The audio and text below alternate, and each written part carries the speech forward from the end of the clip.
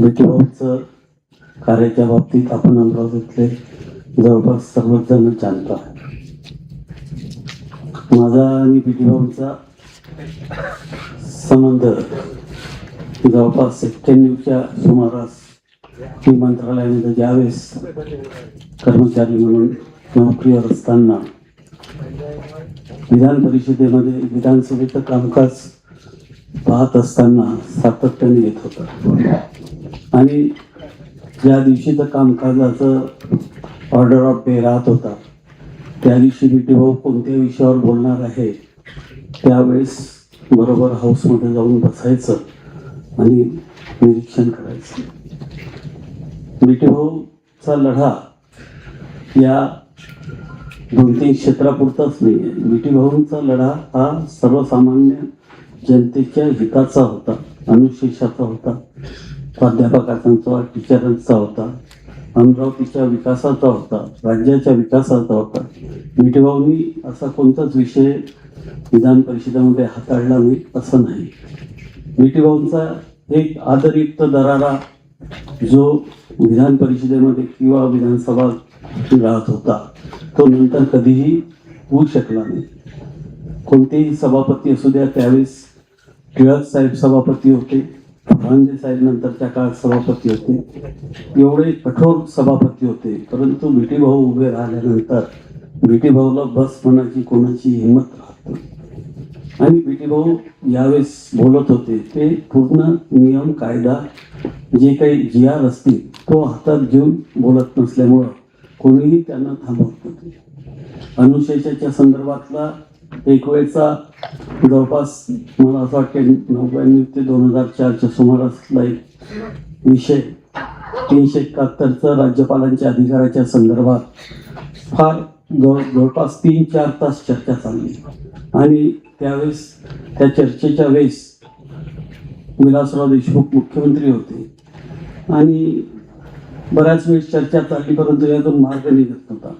मग सभापतीला त्यांनी सांगितलं की ॲडव्होकेट जनरलला तुम्ही सभागृहामध्ये बोलवा आणि याचा पूर्ण त्यांच्याकडून संक्षिप्त अहवाल घ्या आणि नंतर आता या प्रश्नाला.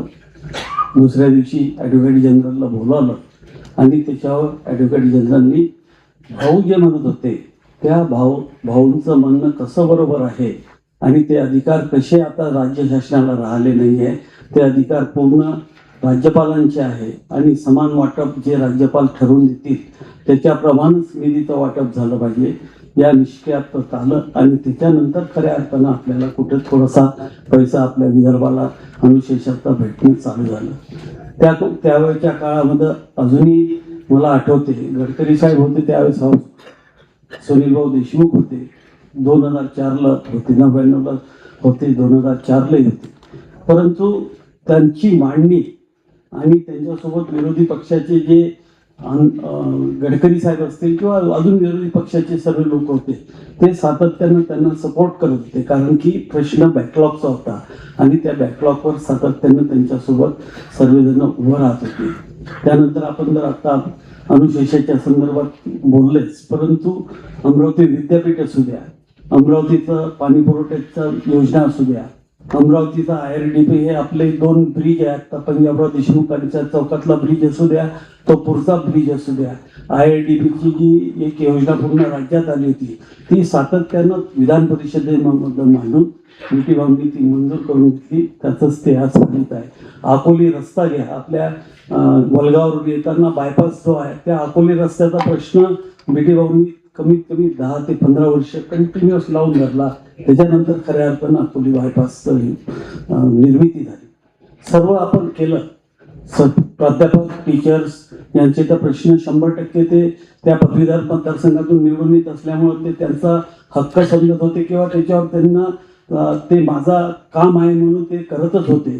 परंतु आम्ही सर्वजण मी पण त्याच्यात दोषी असू शकतो किंवा त्यांच्या आजूबाजूने असणारे लोक जास्ती दोषी असू शकतो. मी प्रवीण भाऊशी त्या संदर्भात 2-3 वेळ बोललो की एवढ्या चांगल्या व्यक्तीचा आपण सर्वांना त्यांनी सर्व दिलं परंतु इलेक्शनमध्ये त्यांचा 2010 नंतर जो पराभव झाला त्याला आपण सर्वजण कारणीभूत आहोत.